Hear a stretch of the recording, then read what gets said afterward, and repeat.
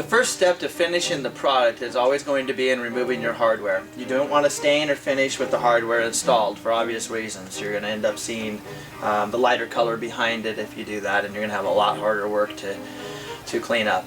Also, you're going to want to remove glass if there's glass. You do not want to leave that installed.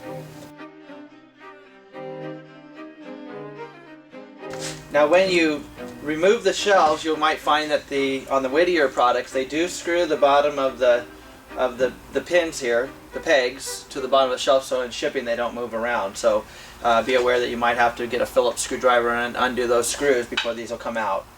It's typical on a lot of the unfinished products that they'll screw those down. I removed all the hardware, as you can see.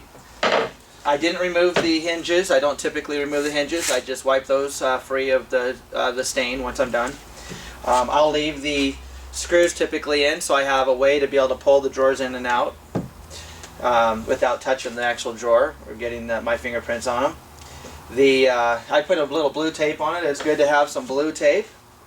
That way you can tape the areas that you don't want stained. This is what I was saying about the shelves on the Whittier.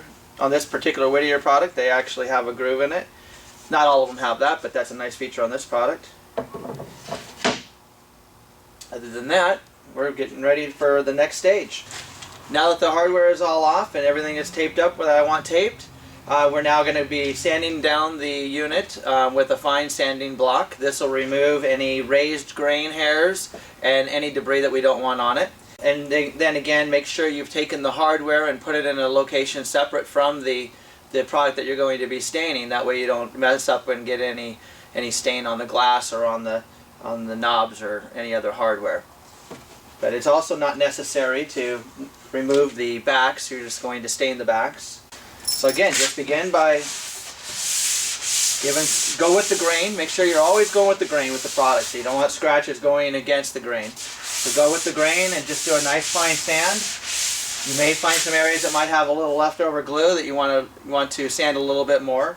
But again, these blocks work great for keeping it nice and straight rather than create dips, and just do a nice light sand across the whole product.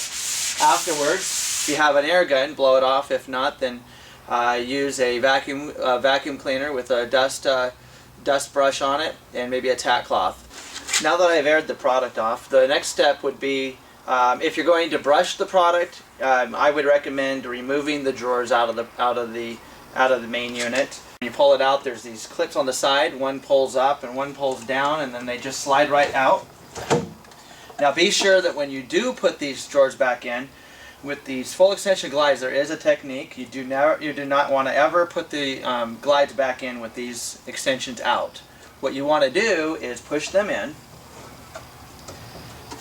and cautiously take your time and get them back lined up, and don't just slam them in, but just kind of push them in gently. You might have to pull it out a few times and then they'll go back in. But if you don't do this method and you leave the extensions out, what you can do is end up damaging the glides by destroying the bearings. They could pop out on the product, so you don't want to do that. So we're going to go to the next step now and get this sprayed up, and then we'll show you the finished video.